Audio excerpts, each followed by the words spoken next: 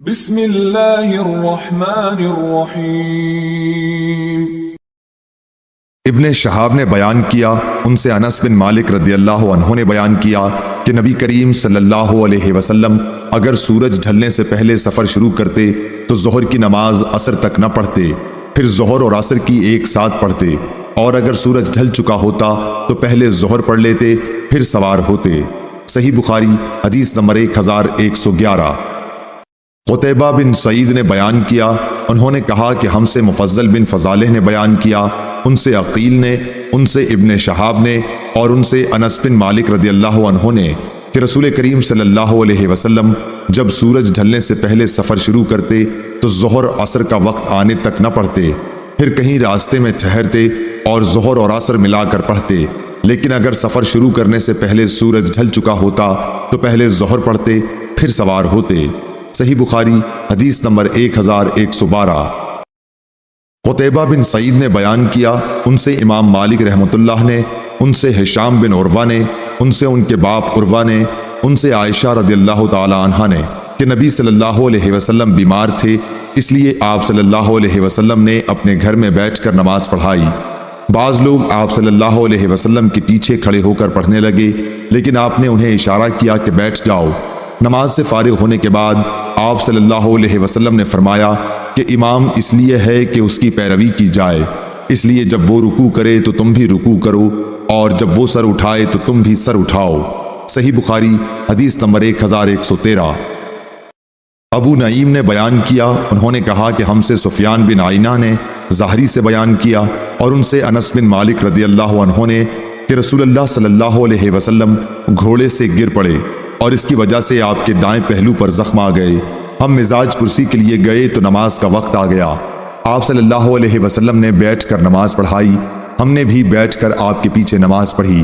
آپ صلی اللہ علیہ وسلم نے اسی موقع پر فرمایا تھا کہ امام اس لیے ہے تاکہ اس کی پیروی کی جائے، اس لیے جب وہ تکبیر کہے تو تم بھی تکبیر کہو، جب وہ رکوع کرے تو تم بھی رکوع کرو، جب وہ سر اٹھائے تو تم بھی سر اٹھاؤ، اور جب وہ سمع اللہ لمن حمدہ کہے تو تم اللہم ربنا ولک الحمد کہو۔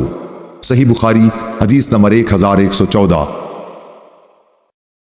حسین نے خبر دی، انہیں عبداللہ بن بریدہ نے، انہیں عمران بن حسین رضی اللہ عنہ نے کہ آپ نے نبی کریم صلی اللہ علیہ وسلم سے پوچھا۔ دوسری سند، اور ہمیں اسحاق بن منصور نے خبر دی، کہا کہ ہمیں عبد الصمد نے خبر دی، کہا کہ میں نے اپنے باپ عبد الوارث سے سنا، کہا کہ ہم سے حسین نے بیان کیا، اور ان سے ابن بریدہ نے کہا کہ مجھ سے عمران بن حسین رضی اللہ عنہ نے بیان کیا،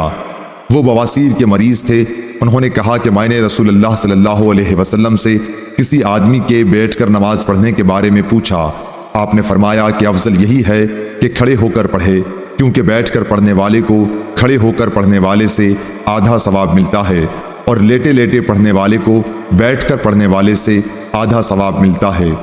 صحیح بخاری حدیث نمبر 1115۔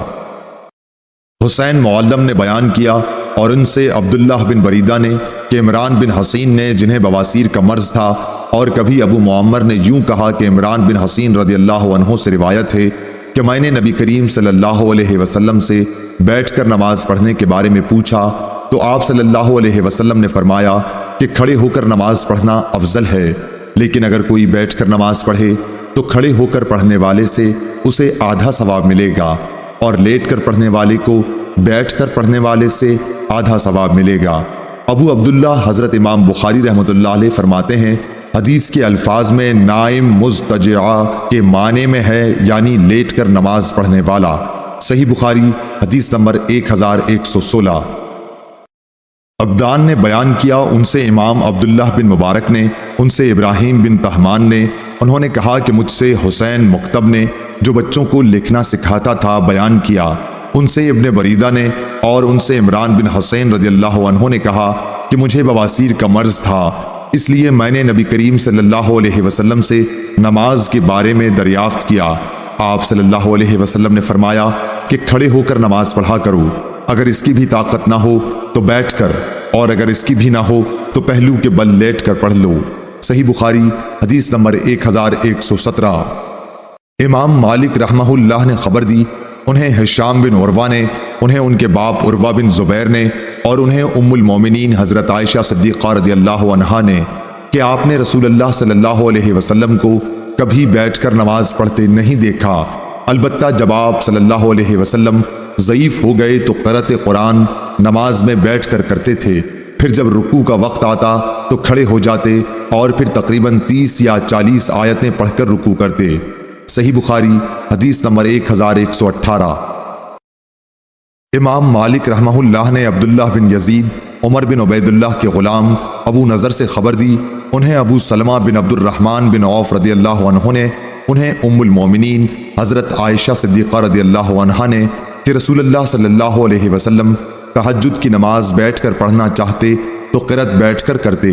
جب تقریباً 30-40 آیتیں پڑھنی باقی رہ جاتی تو آپ انہیں کھڑے ہو کر پڑھتے، پھر رکوع اور سجدہ کرتے، پھر دوسری رکعت میں بھی اسی طرح کرتے۔ نماز سے فارغ ہونے پر دیکھتے کہ میں جاگ رہی ہوں تو مجھ سے باتیں کرتے، لیکن اگر میں سوتی ہوتی تو آپ صلی اللہ علیہ وسلم بھی لیٹ جاتے۔ صحیح بخاری حدیث نمبر 1119۔